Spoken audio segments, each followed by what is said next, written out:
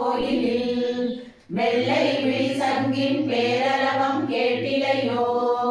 பிள்ளாய் எழுந்திராய் பேய்முலை நஞ்சுண்டு கள்ளச்சகடம் கலவழிய காலோச்சி வெள்ளைத்தாவில் துயிலமர்ந்த வித்தினை உள்ளத்து கொண்டு முனிவர்களும் யோகிகளும் வெள்ளை எழுந்து அறியன்ற பேரரவம் உள்ளம் புகுந்து என்பாவாய்.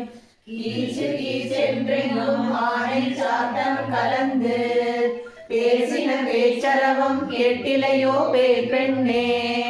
காசும் பிறப்பும் கலகலப்பை கேட்டு வாசனருங்குழல் ஆட்சியர் மத்தினால் ஓசைப்படுத்த தைரரவம் கேட்டிலையோ?